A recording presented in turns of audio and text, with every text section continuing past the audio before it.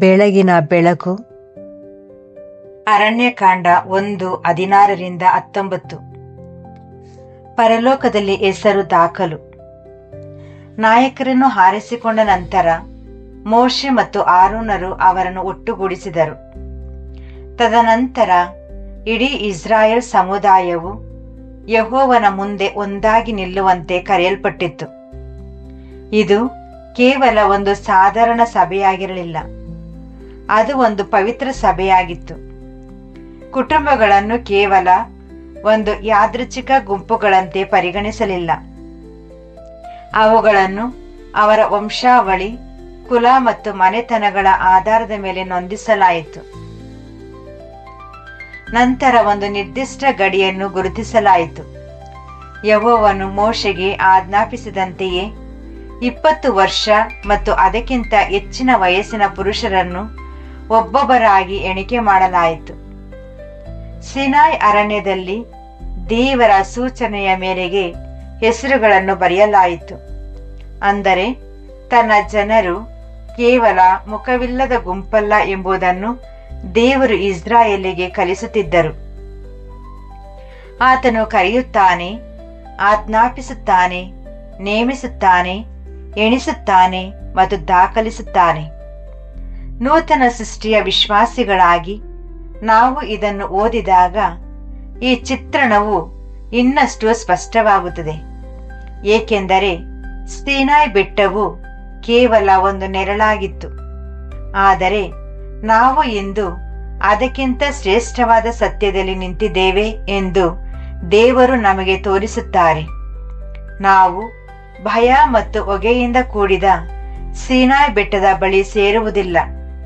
ಸತ್ಯವೇದವು ಹೇಳುವಂತೆ ನಾವು ಚಿಯೋನ್ ಬೆಟ್ಟಕ್ಕೂ, ಪರಲೋಕದ ಯೆರೂಸಲೇಮಿಗೂ, ಚೊಚ್ಚಲಾದವರ ಸಭೆಗೂ, ಎಲ್ಲರಿಗೂ ನ್ಯಾಯಾಧಿಪತಿಯಾದ ದೇವರಿಗೂ ಮತ್ತು ಹೊಸ ಒಡಂಬಡಿಕೆಯ ಮಧ್ಯಸ್ಥಗಾರನಾದ ಯೇಸುವಿಗೂ ಬಳಿಗೂ ಬಂದಿದ್ದೇವೆ.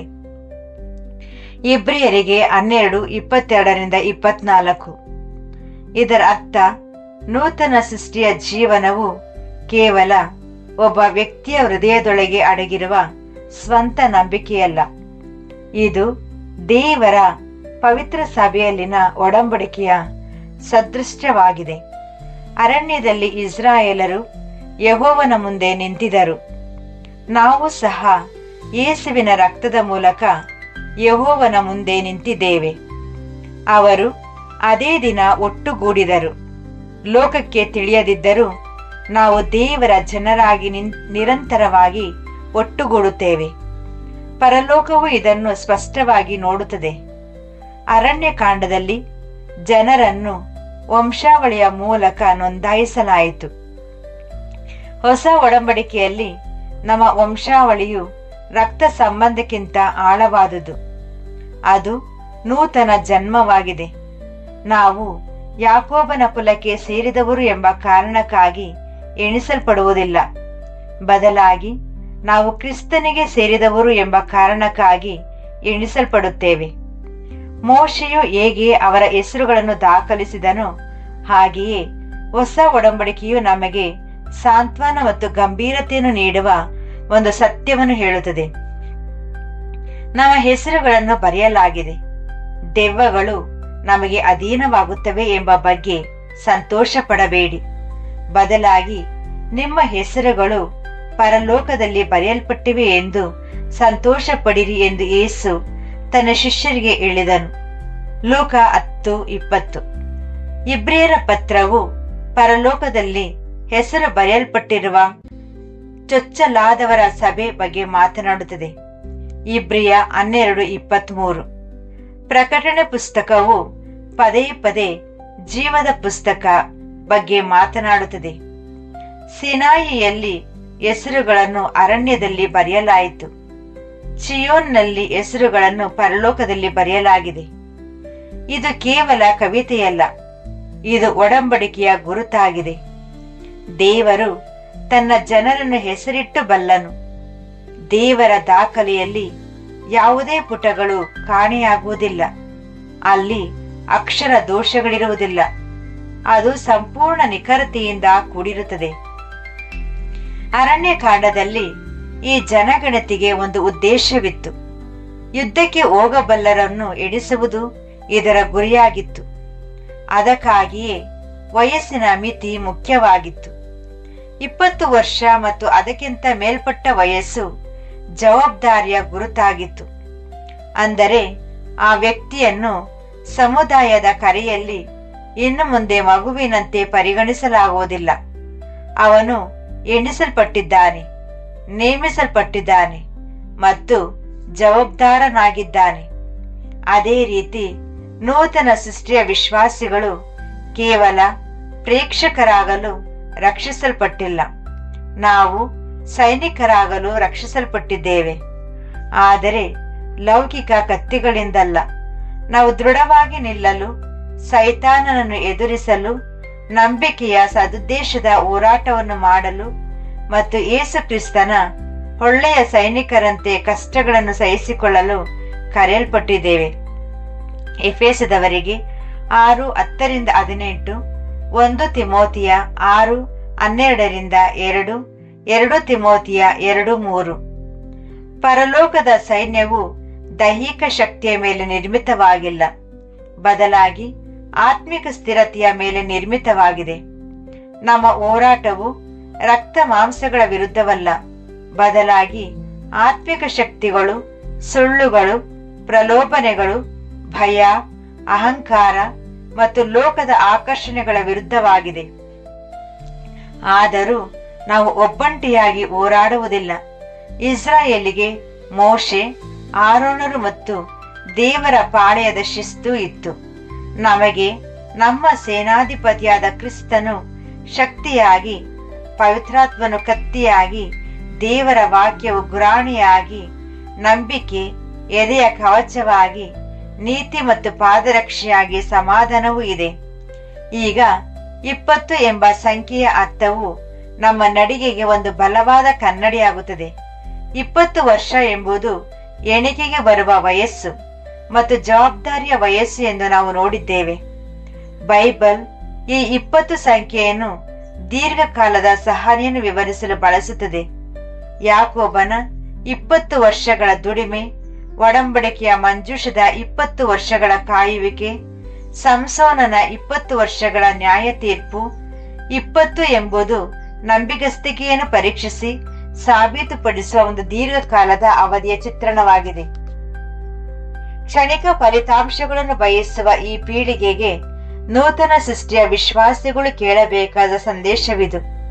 ದೇವರು ಯಾವಾಗಲೂ ಜೀವನವನ್ನು ಕೇವಲ ಉತ್ಸಾಹದ ದಿನಗಳಲ್ಲಿ ಅಳೆಯುವುದಿಲ್ಲ. ಆತನು ಹೆಚ್ಚಾಗಿ ಅದನ್ನು ನಂಬಿಗಸ್ತಿಯ ವರ್ಷಗಳಲ್ಲಿ ಅಳೆಯುತ್ತಾನೆ. ಹಾಗಾದರೆ ನಮಗೆ ಇದರ ಅರ್ಥವೇನು? ನೂತನ ಸೃಷ್ಟಿಯ ಜೀವನವು ಒಂದು ಸಣ್ಣ ಸ್ಫೋಟವಲ್ಲ, ಅದು ದೀರ್ಘಕಾಲದ ವಿಧೇಯತೆಯಾಗಿದೆ.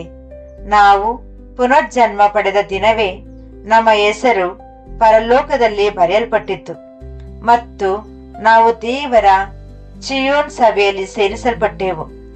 ಆದರೆ ಆ ದಿನದಿಂದ ಮುಂದೆ ನಾವು ಇನ್ನೊಂದು ರೀತಿಯಲ್ಲಿ ಎಣಿಸಲ್ಪಡುತ್ತೇವೆ, ಅಂದರೆ ಸಹಿಸಿಕೊಳ್ಳುವವರಾಗಿ ಎಣಿಸಲ್ಪಡುತ್ತೇವೆ. ಒಂದು ವಾರವೋ, ಒಂದು ತಿಂಗಳೋ ಅಥವಾ ಒಂದು ಭಾವನಾತ್ಮಕ ಸಂದರ್ಭಕ್ಕಾಗಿ ಮಾತ್ರವಲ್ಲ, ಬದಲಾಗಿ ಇಡೀ ಐಹಿಕ ಪ್ರಯಾಣದುದ್ದಕ್ಕೂ ಸಹಿಸಿಕೊಳ್ಳುವರಾಗಿದ್ದೇವೆ. ಯೇಸು ಇದನ್ನು ಮರೆಮಾಚಲಿಲ್ಲ. ಕೊನೆಯವರೆಗೂ ಸಹಿಸಿಕೊಳ್ಳುವವನೇ ರಕ್ಷಿಸಲ್ಪಡುವನು ಎಂದು ಆತನು ಹೇಳಿದನು. ಮತ್ತಾಯ 24:13. ಇದರ ಅರ್ಥ ರಕ್ಷಣೆಯನ್ನು ನಾವು ಮಾಡುವ ಕೆಲಸದಿಂದ ಗಳಿಸುತ್ತೇವೆ ಎಂದಲ್ಲ, ಬದಲಾಗಿ ನಿಜವಾದ ನಂಬಿಕೆಯು ಕೊನೆಯವರೆಗೂ ಮುಂದುವರಿಯುವ ಮೂಲಕ ತನ್ನನ್ನು ತಾನು ತೋರಿಸಿಕೊಳ್ಳುತ್ತದೆ ಎಂದರ್ಥ. ಪೌಲನು ಹೇಳಿದಂತೆ ನಾವು ಯೇಸುವಿನ ಕಡೆಗೆ ನೋಡುತ್ತಾ ನಮಗಾಗಿ ನೇಮಿಸಿರುವ ಓಟವನ್ನು ಸಹನೆಯಿಂದ ಓಡಬೇಕು. ಇಬ್ರಿಯ 12:1-2. ನೂತನ ಸೃಷ್ಟಿಯು ಕೇವಲ ಒಂದು ಆರಂಭದ ಬಿಂದುವಲ್ಲ, ಅದು ನಿರಂತರವಾಗಿ ನಡೆಯುವ, ಪ್ರಾರ್ಥಿಸುವ, ಕ್ಷಮಿಸುವ, ಸೇವೆ ಮಾಡುವ ಮತ್ತು ನಂಬುವ ಒಂದು ಹೊಸ ರೀತಿಯ ಜೀವನವಾಗಿದೆ. ಹೊಸ ಒಡಂಬಡಿಕೆಯಲ್ಲಿನ ಸಹನೆಗೆ ಒಂದು ವಿಶೇಷ ಸೌಂದರ್ಯವಿದೆ. ಇದು ಕೈ ಬಿಡಲ್ಪಟ್ಟವರ ಸಹನೆಯಲ್ಲ, ಇದು ಸಹಾಯ ಪಡೆಯುತ್ತಿರುವವರ ಸಹನೆಯಾಗಿದೆ. ಪವಿತ್ರಾತ್ಮನು ನಮ್ಮ ಒಳಗಿನ ಮನುಷ್ಯನನ್ನು ಬಲಪಡಿಸುತ್ತಾನೆ. ಕೃಪೆಯು ಭಕ್ತಿಹೀನತೆಗೆ ಇಲ್ಲ ಎಂದು ಹೇಳಲು ಹೃದಯಕ್ಕೆ ಕಲಿಸುತ್ತದೆ. ಶೋಧನೆಗಳು ತಾಳ್ಮೆಯನ್ನು ಹುಟ್ಟಿಸುತ್ತವೆ ಮತ್ತು ತಾಳ್ಮೆಯು ಪರಿಪೂರ್ಣತೆಯನ್ನು ತರುತ್ತದೆ. ಪ್ರಯಾಣವು ದೀರ್ಘವಾಗಿದ್ದರೂ ಸಹ ನಮ್ಮ ಸ್ವಂತ ಶಕ್ತಿಯಿಂದ ಸಹಿಸಿಕೊಳ್ಳಲು ದೇವರು ಕೇಳುತ್ತಿಲ್ಲ. ಆತನು ದಣಿದವರಿಗೆ ಶಕ್ತಿಯನ್ನು ನೀಡುತ್ತಾನೆ. ತನ್ನನ್ನು ನಂಬಿ ಕಾಯುವವರನ್ನು ಆತನು ನವಚೈತನ್ಯಗೊಳಿಸುತ್ತಾನೆ ಮತ್ತು ಹೆಚ್ಚಾಗಿ ಆ ದೀರ್ಘಕಾಲದ ಅವಧಿಯೇ ದೇವರು ನಮ್ಮಲ್ಲಿ ಕ್ರಿಸ್ತನನ್ನು ರೂಪಿಸುವ ಸ್ಥಳವಾಗುತ್ತದೆ.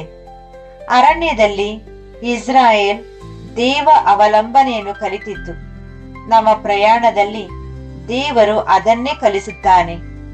ನೂತನ ಸೃಷ್ಟಿಯ ವಿಶ್ವಾಸಿಯು ಆದಿಯ ಕಷ್ಟಗಳ ಮೂಲಕ ಚಿಯೋನ್ ರಾಜ್ಯಕ್ಕಾಗಿ ರೂಪಿಸಲ್ಪಡುತ್ತಾನೆ ಮತ್ತು ದೇವರು ಈ ಸಹನೆಗೆ ಪ್ರತಿಫಲ ನೀಡುತ್ತಾನೆ. ಹೊಸ ಒಡಂಬಡಿಕೆಯು ಅಜಾಬುರಕ ಜೀವನವನ್ನು ಹೊಗಳುವುದಿಲ್ಲ. ಅದು ನಂಬಿಗಸ್ತಿಗಾಗಿ ಕಿರೀಟಗಳನ್ನು ವಾಗ್ದಾನ ಮಾಡುತ್ತದೆ. ದೇವರನ್ನು ಪ್ರೀತಿಸುತ್ತಾ ಶೋಧನೆಗಳನ್ನು ಸಹಿಸಿಕೊಳ್ಳುವವರಿಗೆ ಜೀವದ ಕಿರೀಟದ ವಾಗ್ದಾನವಿದೆ.